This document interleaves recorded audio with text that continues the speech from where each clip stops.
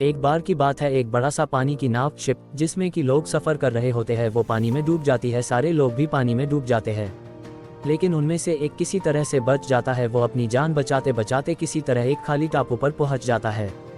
टापू बिल्कुल ही सुनसान होता है, वहां पर और कोई भी नहीं होता। वो इंसान भगवान को कोसने लगता है कि उसने उसके साथ ऐसा क्यों किया। फिर वो उस टापू के किनारे काफ़ी दिनों तक बैठा रहता है, इस आस में कि शायद उसे कोई बचाने के लिए आ जाए। लेकिन 2-3 दिन बीत जाने पर भी उसे बचाने के लिए कोई नहीं आता। वो अपने बचने की उम्मीद पूरी तरह खो देता है। फिर वो जंगल में जाता है और कुछ लकड़ियाँ इकट्ठी करता है, जिसे वो अपने लिए एक छोटा सा घर बनाता है जिसमें कि वो रह सके। वो आदमी पेड़ों से फलों को तोड़कर और मछलियों को पकड़कर अपना पेट भरता है। ऐसा काफ़ी दिनों तक चलता रहा। उस आदमी को अब अपने बचने का कोई रास्ता नहीं दिख रहा था। एक दिन जब वो जंगल में कुछ खाने की तलाश करने के लिए गया हुआ था, तभी उसे बिजली गिरने की आवाज़ सुनाई दी। वो बिजली उसके घर के पास गिरी थी, इसलिए वो वापस अपने घर को देखने आया। तब उसने देखा कि उसका घर बुरी तरह से जल रहा है।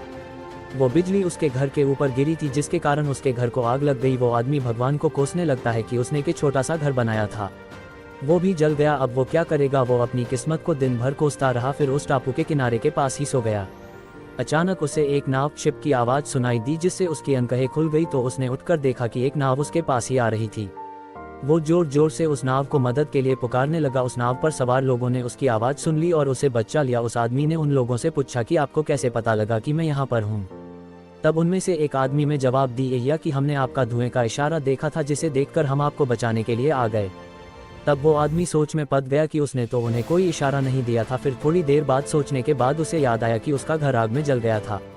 शायद उसी के धुएं को देखकर ये मुझे बचाने के लिए आ गए। ये सब जानकर वो बहुत खुश हुआ तथा उसने भगवान का शुक्रिया किया। सिख, हमारी ज़िंदगी में मुश्किलें चाहे जितनी भी, हमें कभी उम्मीद नहीं छोड़नी चाहिए और भगवान पर भरोसा रखना चाहिए।